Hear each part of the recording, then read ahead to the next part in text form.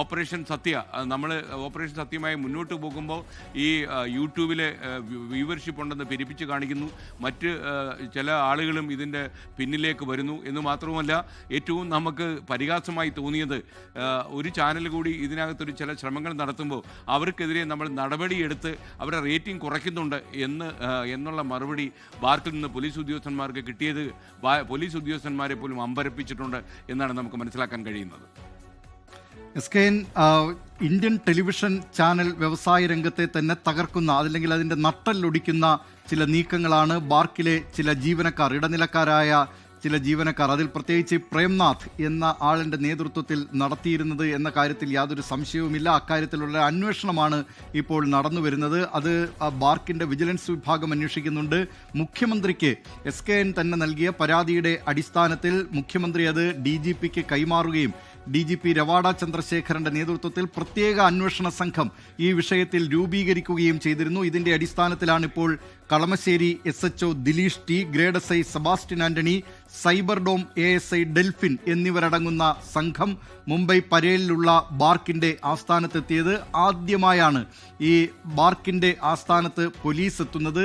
അതിനിടയാക്കിയത് ഇത്തരം ജീവനക്കാരുടെ നടപടികളാണ് എന്ന കാര്യത്തിൽ സംശയമില്ല. നിരവധി ജീവനക്കാരുടെയും അവിടുത്തെ പ്രമുഖരായ ഉദ്യോഗസ്ഥരുടെയും ഒക്കെ മൊഴി കേരള പോലീസ് രേഖപ്പെടുത്തിയിട്ടുണ്ട്. അതിൽ മലയാളികളും ഉൾപ്പെടുന്നുണ്ട്. ഈ സംഘത്തിൽ സുമാ രമേഷ്, മനോജ് നായർ എന്നീ മലയാളി ജീവനക്കാരുടെ മൊഴിയും രേഖപ്പെടുത്തിയിട്ടുണ്ട്. ഇവർ എന്തൊക്കെയാണ് ഈ കാര്യത്തിൽ പോലീസിനോട് പറഞ്ഞത് എന്നത് സംബന്ധിച്ചൊക്കെയുള്ള കാര്യങ്ങൾ ഇനി അറിയാനിരിക്കുന്നതേയുള്ളൂ. ഏതായാലും അന്വേഷണം കേരള പോലീസിന്റെ ഭാഗത്ത് നിന്ന് വളരെ വേഗത്തിൽ തന്നെ പുരോഗമിക്കുന്നുണ്ട്. നേരത്തെ നമ്മൾ നവംബർ 27 ഈ ഓപ്പറേഷൻ സത്യയുടെ വിശദാംശങ്ങൾ പുറത്തു കൊണ്ടുവന്നതിനു ശേഷം പിന്നീട് എന്തുണ്ടായി എന്ന് പല പ്രേക്ഷകരും അന്വേഷിക്കുന്നുണ്ടായിരുന്നു. അതിൽ കേരള പോലീസിന്റെ ഭാഗത്ത് നിന്ന് നല്ല രീതിയിലുള്ള അന്വേഷണം നടക്കുന്നുണ്ട്. കളമശ്ശേരി പോലീസ് സ്റ്റേഷനിൽ നേരത്തെ കേരള പോലീസിന്റെ പ്രാഥമിക അന്വേഷണത്തിൽ ഇതിന് കഴമ്പുണ്ട്, ഈ വാർത്തയിൽ സത്യമുണ്ട് എന്ന് മനസ്സിലാക്കിയാണ് കളമശ്ശേരി പോലീസ് സ്റ്റേഷനിൽ FIR രജിസ്റ്റർ ചെയ്യുകയും അതിൻ്റെ തുടർ നടപടികളിലേക്ക് കേരള പോലീസ് കടക്കുകയും ചെയ്തത്. അങ്ങനെയാണ് ബാർക്കിൻ്റെ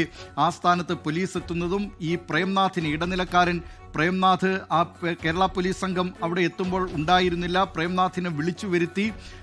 മാത്രമല്ല, മറ്റൊരു പ്രധാനപ്പെട്ട കാര്യം, പ്രേംനാഥിനോട് അന്നു തന്നെ നവംബർ മാസം 27 നമ്മൾ 24 ഈ വാർത്ത സംപ്രേഷണം ചെയ്ത അന്നു തന്നെ പ്രേംനാഥിനോട് നിർബന്ധിത അവധിയിൽ പോകാൻ ബാർക്ക് ആവശ്യപ്പെടുകയായിരുന്നു. പ്രേംനാഥിന്റെ ഫോൺ ബാർക്കിലെ ഉദ്യോഗസ്ഥർ പിടിച്ചെടുത്തിരുന്നു.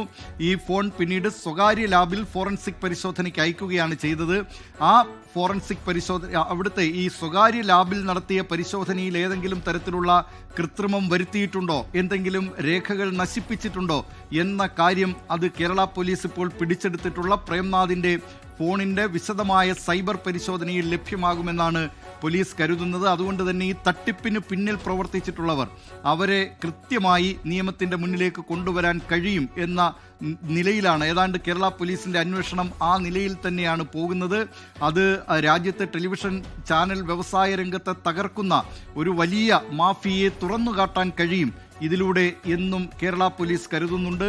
അത് ആ നിലയിലുള്ള അന്വേഷണം പുരോഗമിക്കുകയാണ്. ബാർക്കിലെത്തിയ കേരള പോലീസ് സംഘം അവിടുത്തെ മാനേജ്മെന്റ് അഷുറൻസ് ഹെഡിന്റെയും ടെക്നിക്കൽ IT ഡിവിഷനുകളിലെ വൈസ് പ്രസിഡന്റുമാരുടെയും മൊഴിയും രേഖപ്പെടുത്തിയിട്ടുണ്ട്.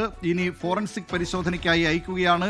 നമുക്കറിയാം 2025 മെയ് മാസം 17 നടന്നിട്ടുള്ള ചില അതിൻ്റെ ഇതുമായി ബന്ധപ്പെട്ടുകൊണ്ട്, അതായത് ഈ ബാർക്ക് തട്ടിപ്പുമായി ബന്ധപ്പെട്ടിട്ടുള്ള വിവരങ്ങൾ അന്നാണ് വരുന്നത്. മെയ് മാസം 17 കേരളത്തിലെ ഒരു ചാനൽ ഉടമ രാവിലെ 6:19 പ്രേംനാഥിനോട് വാട്സാപ്പ് ചാറ്റിലൂടെ സ്കോർ എത്ര എന്ന് ചോദിക്കുന്നത്. അതിന് 6:30 മറുപടി നൽകുന്നു, വിൽ അപ്ഡേറ്റ് എന്ന്. 6:35 ഓക്കെ എന്ന് ചാനൽ ഉടമ തിരികെ മെസ്സേജ് അയക്കുന്നു. പിന്നീട് വൈകിട്ട് 3:10 113 മുതൽ 116 വരെ എന്ന നിലയിലുള്ള മെസ്സേജാണ് ഈ പ്രേംനാഥിൽ തിരിച്ചയക്കുന്നത്. അതിന് അയാൾ പിന്നീട് പണം ചോദിക്കുകയും ചെയ്യുന്നുണ്ട്. പ്ലീസ് ഡു ദ കമ്മിറ്റ്മെന്റ് എന്നാണ് പിന്നീട് അതിന് അയാൾ ഈ പ്രേംനാഥ് അയച്ച സന്ദേശം.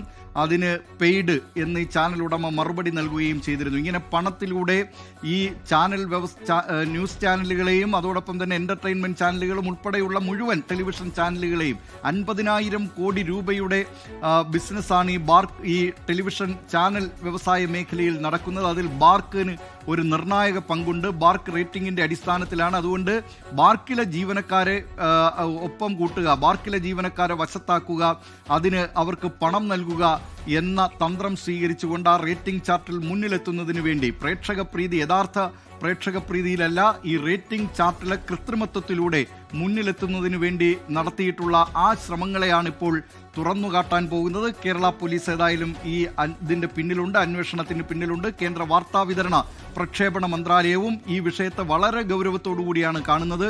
ട്രായ് ഈ വിഷയത്തെ വളരെ ഗൗരവത്തോടു കൂടിയാണ് കാണുന്നത്. മാത്രമല്ല, ഈ ലാൻഡിംഗ് പേജ് ഉൾപ്പെടെയുള്ള കൃത്രിമത്വം ഈ ബാർക്ക് റേറ്റിംഗുമായി ബന്ധപ്പെട്ടുകൊണ്ട് റേറ്റിംഗിൽ മുന്നിലെത്തുന്നതിന് വേണ്ടി നടത്തുന്നു എന്നത് കേന്ദ്ര സർക്കാരും കേന്ദ്ര വാർത്താവിതരണ പ്രക്ഷേപണ മന്ത്രാലയവും തിരിച്ചറിയുന്നുണ്ട്. അതിന്റെ കൂടി അടിസ്ഥാനത്തിൽ ഇപ്പോൾ ലാൻഡിംഗ് പേജിന് റേറ്റിംഗിൽ നിന്ന് ഒഴിവാക്കുന്നതിനുള്ള അതിന്റെ കരട് മാർഗരേഖ ഇപ്പോൾ പുറപ്പെടുവിച്ചിരിക്കുകയാണ്. അത് അന്തിമമായി പുറപ്പെടുവിക്കാൻ വൈകാതെ തന്നെ പുറപ്പെടുവിക്കുന്ന നിലയിലേക്കാണ് ഇപ്പോൾ കാര്യങ്ങൾ നീങ്ങുന്നത്. അങ്ങനെ കേന്ദ്ര സർക്കാരും ഈ തട്ടിപ്പുകൾ തിരിച്ചറിഞ്ഞിരിക്കുകയാണ്. കേരള പോലീസിന്റെ അന്വേഷണം വളരെ വേഗത്തിൽ ഇതുമായി ബന്ധപ്പെട്ട് പുരോഗമിക്കുകയുമാണ്. Okay, thank you. Central news ഡെസ്കിൽ നബി ദിലീപ് കുമാറാണ് ചേർന്നത്. യഥാർത്ഥ ഇതിന്റെ പിന്നിലുണ്ടായ സാമ്പത്തിക ക്രമക്കേടുകളും കേരള പോലീസ് ഗൗരവമായി അന്വേഷിക്കുന്നുണ്ട് എന്ന് മാത്രമല്ല, സംസ്ഥാന പോലീസ് മേധാവി രവത എ ചന്ദ്രശേഖരന്റെ നേരിട്ടുള്ള മേൽനോട്ടത്തിലാണ് ഈ അന്വേഷണം നടക്കുന്നത്.